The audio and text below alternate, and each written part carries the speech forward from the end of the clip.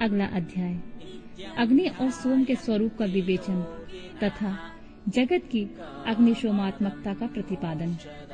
ऋषियों ने पूछा, प्रभु, पार्वती देवी का समाधान करते हुए महादेव जी ने यह बात क्यों कही कि संपूर्ण विश्व अग्निशोमात्मक एवं वाग धर्मात्मक है।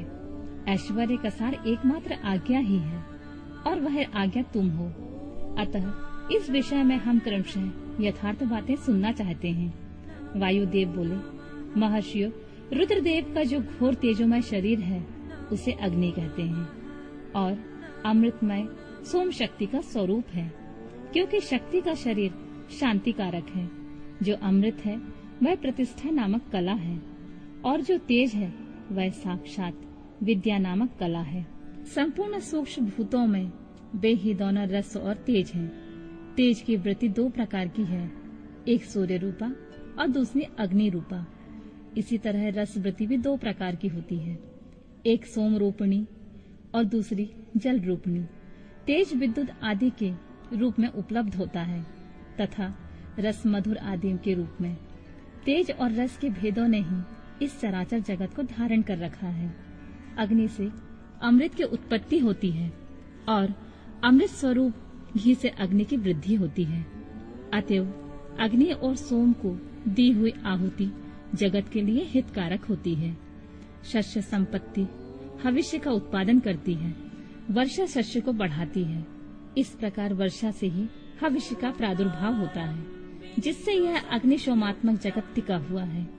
अग्नि वहाँ तक ऊपर को प्रज्वलित करता है जहाँ तक सोम संबंधी परम अमृत विद्यमान है, और जहाँ तक अग्नि का स्थान है वहाँ तक सोम संबंधी अमृत नीचे को झरता है। इसलिए कालाग्नि नीचे है और शक्ति ऊपर। जहाँ तक अग्नि है उसकी गति ऊपर की ओर है और जो जल का प्रलावन है उसकी गति नीचे की ओर है। आधार शक्ति ने ही इस ऊर्ध्वगामी कालाग्नि को धारण कर रखा है तथा निम्नगामी सोम शिव शक्ति के आधार पर प्रतिष्ठित है।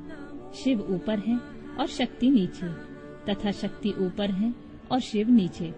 इस प्रकार शिव और शक्ति ने यह सब कुछ व्याप्त कर रखा है। बारंबार अग्नि द्वारा जलाया हुआ जगत भस्मसात हो जाता है। यह अग्नि का वीर्य है। भस्म को ही अग्नि का वीर्य कहते हैं। जो इस प्रकार भस्म के श्रेष्ठ स्वरूप को जानकर अग्नि इत्यादि मंत्रों द्वारा भस्म से स्नान करता है, यह बंधा हुआ जीव पाश से मुक्त हो जाता है। अग्नि के वीर्य रूप भस्म को सोम ने आयोग युति के द्वारा फिर अप्रलापित किया, इसलिए यह प्रकृति के अधिकार में चला गया। यदि योग युक्ति से शाक्त अमृत वर्षा के द्वारा उस भस्म का सब ओर अप्रलापन हो तो वह प्रकृति के अधिकारों को निवृत्त कर देता है। अतः इस तरह का अमृत प्रलापन सदा मृत्यु पर विजय पाने के लिए ही होता है।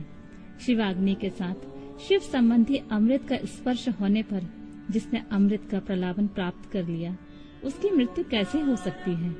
जो अग्नि के इस गुहा स्वरूप को तथा पूर्वोक्त अमृत प्रलापन को ठीक ठीक जानता है, वह अग्निशोमात्मक जगत को त्याग कर फिर यहाँ जन्म नहीं लेता।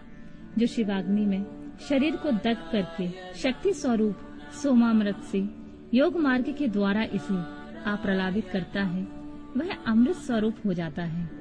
इसी अभिप्राय को हृदय में धारण करके महादेव जी ने इस संपूर्ण जगत को अग्नि शोमात्मक कहा था। उनका कथन सर्वथा उचित है।